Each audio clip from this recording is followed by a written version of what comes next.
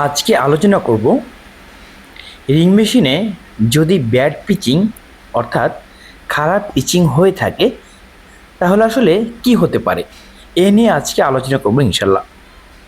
Bad pitching, আমরা bad pitching বলতে ring মেশিনে কি বুঝি? ব্যাড পিচিং বলতে আমরা বুঝি ডাবল পিচিং আর হচ্ছে ওভার পিচিং।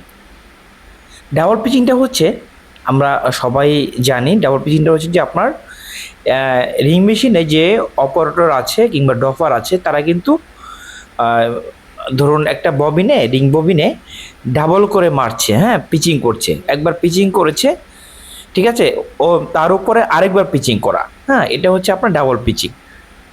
আর ওভার পিচিংটা হচ্ছে আপনার মানে উপর দিয়ে, অর্থাৎ উপর দিয়ে মারা, ঠিক আছে।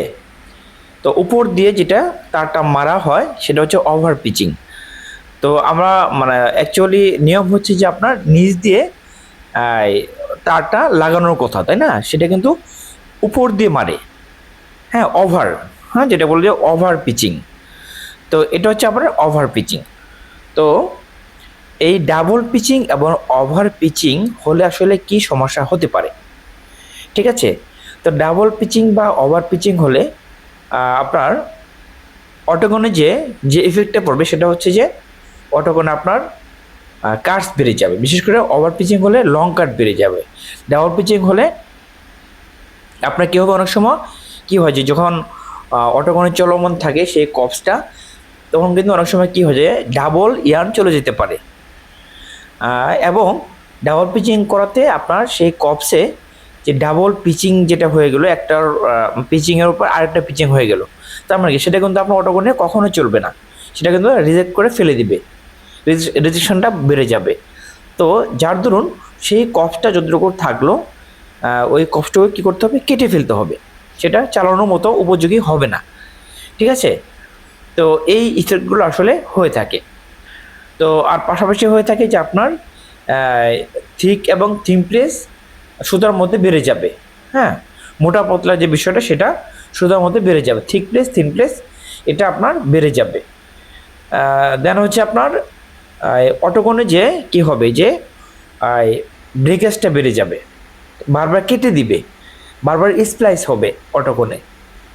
যার দরুন কি হবে, যেটা বললাম যে যে রিজেকশনগুলো করতেছে, রিজেক্ট করতেছে কপসগুলো, সেগুলো কিন্তু আপনার পরে যে চলবে না, সেগুলো কেটে ফেলতে হবে।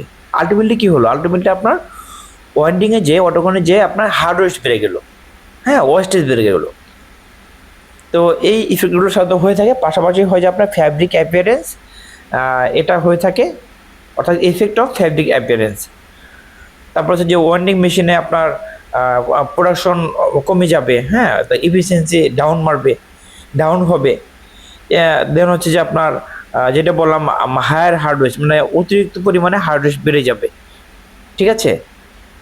তো এগুলো আসলে আপনার ব্যাড পিচিংয়ের ইফেক্টিভ দিক, ঠিক আছে। তো এগুলো আসলে আপনার এফেক্ট হয়ে থাকে। তো আমাদের খেয়াল রাখতে হবে যে ব্যাড পিচিং যাতে না হয়, তার জন্য যে রিং মেশিনের ড্রপার কিংবা অপারেটর যারা আছে তাদেরকে ভালোভাবে ট্রেন আপ করা, যে ব্যাড পিচিং করলে এই সমস্যা হতে পারে, ওভার পিচিং করলে এই সমস্যা হতে পারে, তাদেরকে বারবার কথা বলা, তাদের সাথে ট্রেনিং করে কথা বলা, তাদের সাথে বারবার অ্যাওয়ারনেস বাড়ানো, হ্যাঁ, তাদের দিয়ে। তো যাই হোক, এইভাবে আমরা খুব সহজে ব্যাড পিচিং থেকে আমরা সরে আসতে পারবো, ঠিক আছে। ব্যাড পিচিং থেকে এটাকে আমরা রিমুভ করতে পারবো যদি আমরা বারবার এগুলো নিয়ে অপারেটর এবং ড্রপারের সাথে কথা বলি, ঠিক আছে। তো এই হচ্ছে আজকের টপিক, আশা করি বুঝতে পেরেছেন। আজকে পর্যন্তই, পরবর্তীতে নতুন একটি টপিক নিয়ে আসবো ইনশাল্লাহ। ততক্ষণ ভালো থাকবেন, আল্লাহ হাফিজ।